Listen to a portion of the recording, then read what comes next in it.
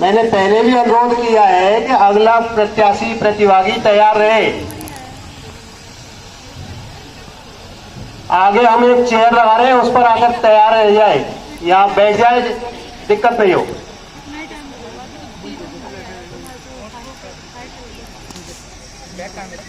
आओ चलकर आगाज करते हैं, जो चल रहा है उसे छोड़कर नई शुरुआत करते हैं। अरे अभिव्यक्ति की लड़ाइयां तो बहुत लड़ ली हमने, आओ राष्ट्र हित में चलकर कुछ बात करते हैं। नमस्कार, आज मैं राष्ट्र हित में चल रही मुहिम एक राष्ट्र एक चुनाव विषय पर अपने विचार रखने आया हूं।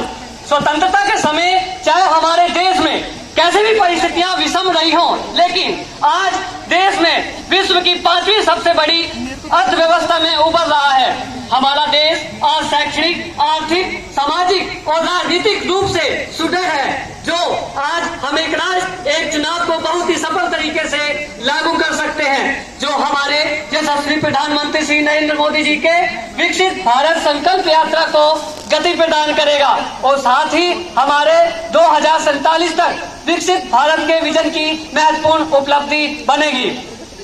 जिस देश में 29.5% लोग गरीबी रेखा से नीचे जीवन यापन कर रहे हैं, उस देश में केवल एक लोकसभा चुनाव पर ही 60,000 करोड़ रुपए खर्च हो रहे हैं। तो आप मानिए कि उस देश का भविष्य क्या होगा।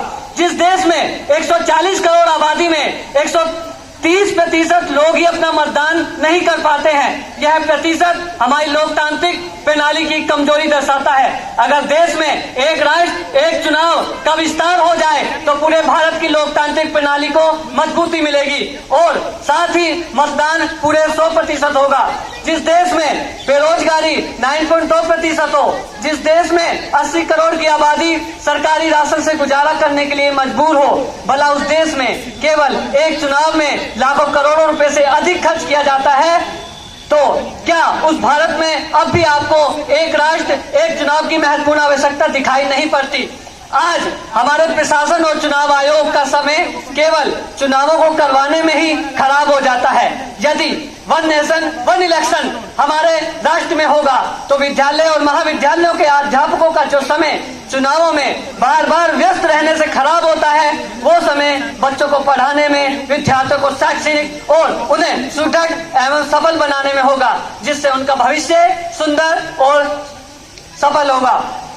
आज हमारे देश में अनेक दल चुनाव प्रक्रिया में भाग लेते हैं और अपना प्रत्याशी उतारते हैं, और कुछ दल तो जनता को भ्रमित करने के लिए उन्हें शराब, साड़ी, रुपयों